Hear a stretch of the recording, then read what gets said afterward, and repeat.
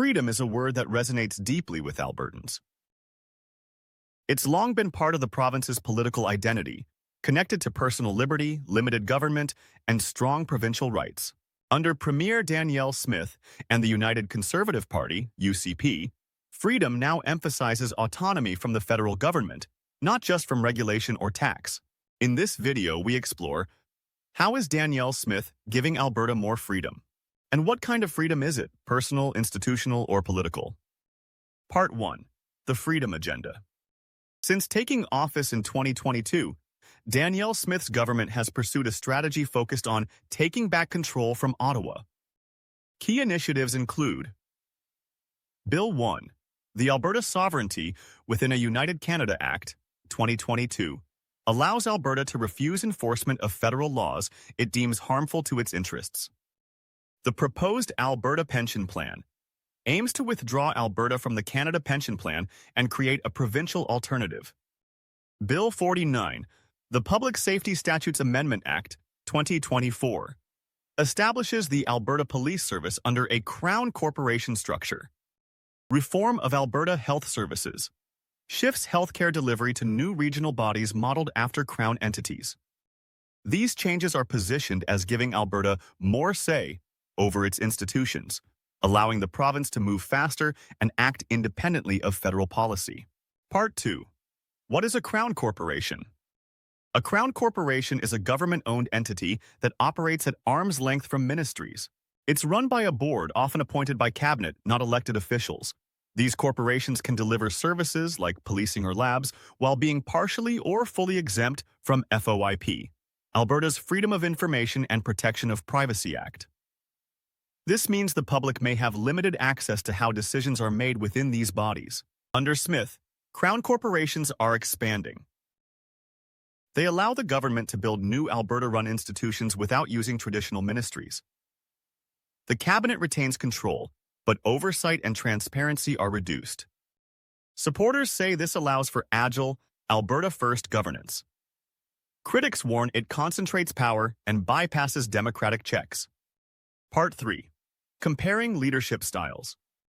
Peter Lougheed, 1971 to 1985, used Crown corporations to build Alberta's economic independence. His model aimed at public ownership and long-term collective prosperity. Ralph Klein, 1992 to 2006, focused on fiscal restraint and privatization. He reduced the size of government and sold off many Crown entities in favor of private sector efficiency. Danielle Smith, 2022, rebuilds institutions, but under executive control. This increases Alberta's independence from Ottawa, but not necessarily the role of individual Albertans in shaping those decisions. Smith's version of freedom is government-led, not people-driven. It embraces Alberta controlling more of its own affairs. But to do that, Alberta may need to build more government-run systems, which can increase government size or cost at the provincial level. Part 4. Who benefits from this new model? Cabinet benefits by gaining more control over institutions without relying on federal partnerships or ministry bureaucracy. Private contractors who receive contracts to run services like labs, policing, and infrastructure, consistent with conservative support for market-based delivery, and Crown Board appointees who gain influence but are not elected. Supporters say this improves efficiency. Critics say it reduces accountability and transparency. And who is likely to lose influence or services? Municipalities may have less local say in policing or health as provincial Crown entities take over. Public workers may face uncertainty during restructuring, despite traditional conservative support for core public service jobs. Indigenous communities. Several nations and leaders have expressed concern over lack of consultation, especially where treaty boundaries are involved. And everyday Albertans. While funding Crown structures through taxes, Albertans may have fewer ways to access information or influence decisions.